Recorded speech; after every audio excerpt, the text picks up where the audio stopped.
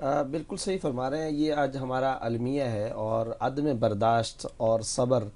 اور جیسا کہ ایک بات یہ سامنے آئی تھی کہ صبر کا معنی صرف اور صرف یہ نہیں ہے کہ انسان کسی کی کوئی بات کو برداشت کر لے، بلکہ اس کے اندر یہ بات بھی ہے کہ آپ کلمہ حق پر استقامت اختیار کریں. آپ صلی اللہ علیہ وسلم نے ایک صحابی سے فرمایا تھا قل لا الہ الا اللہ ثم استقم، ایک مرتبہ کہہ دو کہ اللہ کے علاوہ کوئی معبود برحق نہیں ہے، پھر اس پر ڈٹ جاؤ. کسی نے بڑی اچھی بات لکھی کہ ڈٹ جانے کا معنی کیا ہے. انہوں نے کہا کہ ڈٹ جانے کا معنی یہ ہے کہ میں کٹ جاؤں گا، میں مر جاؤں گا، میں سڑ جاؤں گا، میں پہاڑ سے گر جانا برداشت کروں گا، سمندر میں ڈوب جانا برداشت کروں گا، آگ میں جل جانا برداشت کروں گا، لیکن اللہ کی عبادت اور کلمہ حق سے باز نہیں آؤں گا. اور یہی وہ چیز ہے جو ہمیں اسوہ حسینی کے اندر نمایاں نظر آ رہی ہے. آپ دیکھیے حضرت حسین رضی اللہ تعالیٰ عنہ کی جو شہادت ہے، اس میں کئی نکات کار فرما ہے، کئی سارے نکات کار فرما ہے. اس میں جو صبر کا پہلو ہے، ان تمام نکات میں سب سے زیادہ نمایاں جو معاملہ ہے وہ صبر کا ہے. وہ اس طرح کہ انتہا درجے کا کربناک ماحول آ چکا، انتہائی خطرناک ماحول آ چکا. مسلم بن عقیل کی شہادت تک ہو چکی ہے. یہاں پر کیسے چھوٹے چھوٹے معصوم بچے آپ کے ساتھ ہیں. اب وہ وارننگ لے رہے ہیں، حضرت حسین رضی اللہ تعالیٰ عنہ دے رہے ہیں. آپ اندازہ لگائیے حضرت حسین رضی اللہ تعالیٰ عنہ کی جرأت کا، بہادری کا. نمازوں کا واقعہ ہے، جیسا کہ ابھی انہوں نے کہا کہ اس قافلے کے اندر اور اس لشکر میں جو عبید اللہ بن زیاد کی سپاہ تھی، اس میں بھی نماز کا وہ تھا. ایک نے آواز بلند کی کہ یہ نماز حضرت حسین کے پیچھے ہی پڑھ لیتے ہیں. تو ان میں سے ان کا جو کمانڈر تھا اس نے کہا کہ ہماری نماز حسین کے پیچھے نہیں ہوتی ہے. تو حضرت حسین رضی اللہ تعالیٰ عنہ کا صبر بھی دیکھیں، استقامت بھی دیکھیں. حضرت حسین مسکرائے اور مسکرا کر کے فرمایا بدبختو، تم کو نمازیں تو میرے نانا سے ملی ہیں، نمازیں جو ہیں وہ تو میرے خاندان سے تم کو ملی ہیں، نمازیں تو تحفہ ہی میرا ہے، نمازیں تو تحفہ ہی ہمارا اور ہمارے خاندان کا ہے. تو اب معاملہ یہ ہے کہ یہ جو صبر ہے یہ نمایاں نقطہ کربلا کے واقعے سے ہم کو ملتا ہے. اور شاید یہی وہ بات ہے، پوری دنیا میں کربلائیں چلی ہیں اور یہ چل رہی ہیں. معرکہ حق و باطل چل رہا ہے آدم علیہ السلام سے لے کر کے آج تک. اور آج بھی حضرت حسین رضی اللہ تعالیٰ عنہ، آپ نے توہین رسالت کی بات کی، میں ایک بات ذکر کرتا چلوں. حضرت حسین رضی اللہ تعالیٰ عنہ کا واقعہ کربلا اگر ہم دیکھیں، ان کی یہ شہادت دیکھیں، ان کی یہ فکر حسینی کو اگر دیکھیں، ان کے پورے خاندان کو دیکھیں، ایک تو وہ صبر کی تصویر ہے. صبر کی تو وہ ڈاکٹر صاحب ایسی تصویر ہے.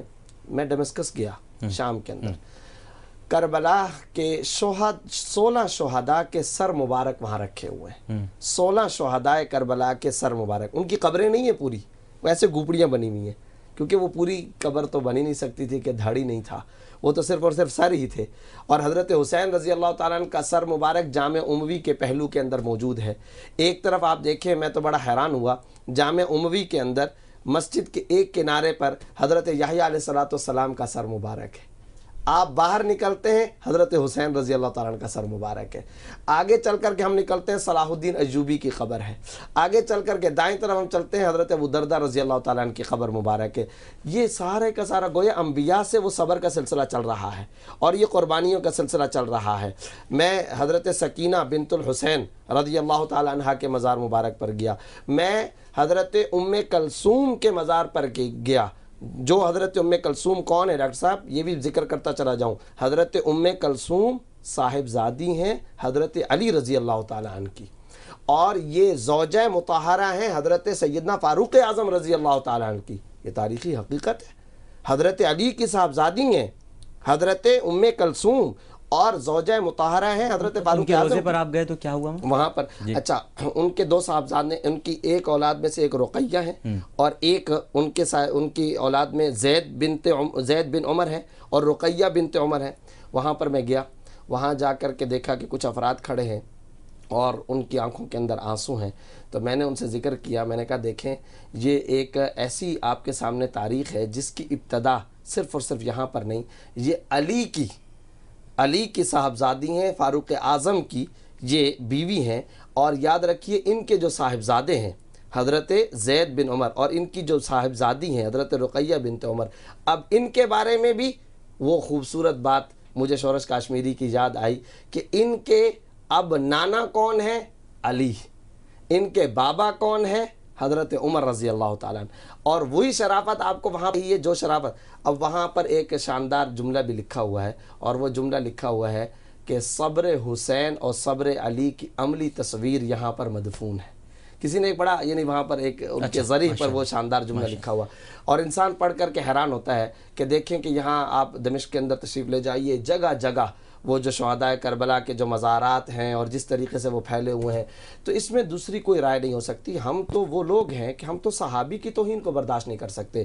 میں دعوے سے یہ کہتا ہوں، اور انشاءاللہ ثم انشاءاللہ اللہ تعالیٰ کی ذات پہ یقین کر کے کہہ سکتا ہوں، پاکستان میں توہین رسالت، یہ پاکستان ہے جو صرف اور صرف حضرت حسین کے نام پر لیا گیا ہے، فاروق اعظم کے نام پر لیا گیا ہے، ان حضرات کی قربانیوں کا صدقہ ہے. اس لیے کہ انہی کی فتوحات، حضرت فاروق اعظم کی جو فتوحات 22,51,030 مربع میل کے اندر، یہ سارے کے سارے علاقے تھے جس میں ہندوستان تک کے بھی علاقے تھے، اور ہم تو انہی کے نام کی وجہ سے آج مسلمان ہیں، بتوں کے سامنے سجدہ ریز نہیں ہے.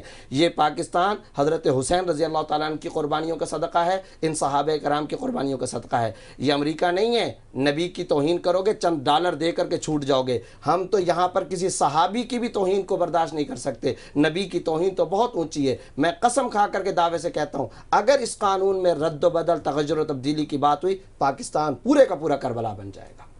ہم سب کے سب انشاءاللہ یہاں پر اسوہ حسینی دہرانے کے لیے تیار ہوں گے. وہ نواسے اپنے نانا کے نام کی لاج رکھتے ہوئے اپنے خاندان سمیت کٹ گئے، ہم بھی رسول اللہ صلی اللہ علیہ وسلم کے نام پر کٹنا قبول کریں گے. اور وہ آج آپ کے سامنے لال مسجد کے اندر جو خواتین ہیں، سیالکوٹ کے 2 بھائیوں کا تذکرہ ہوا، اسی طریقے سے عافیہ کیا قوم کی بیٹی نہیں ہے، اس کا تذکرہ ہوا. لال مسجد کے اندر جو خواتین، وہ آپ کی بہنیں تھیں، وہ میری بہنیں تھیں. آپ کو ان کے ایک خاص مفہوم کے طریقہ کار سے اختلاف ہو سکتا ہے، لیکن جو پرویزی تشدد اور ظلم ہوا ہے اس پر تو کسی مسلمان کو اختلاف نہیں ہے. پرویزی تشدد، اچھا جی بالکل، جو پرویزی تشدد ہوا ہے، پرویزی تشدد، اور یہ بھی اسی طریقے سے وہی چلا آ رہا ہے. میں سمجھتا ہوں کہ وہ شہادتیں پیش کرنے والی خواتین، مائیں بہنیں بیٹیاں، یہ عفت مائیں بہنیں بیٹیاں حضرت زینب، حضرت ام کلثوم، حضرت سکینہ بنت الحسین کی وارث ہیں. اور ان پہ تشدد کرنے والے عبید اللہ بن زیاد کے انشاءاللہ العزیز قیامت کے اندر بھی دنیا بھی دیکھے گی، انہی کے زمرے کے اندر شمار ہوں گے، انہی کا حشر ان کے ساتھ ہی ہوگا. بالکل ٹھیک. کچھ فرمانا چاہیں گے غلام مہدی صاحب؟ پروگرام کا وقت ختم ہو رہا ہے.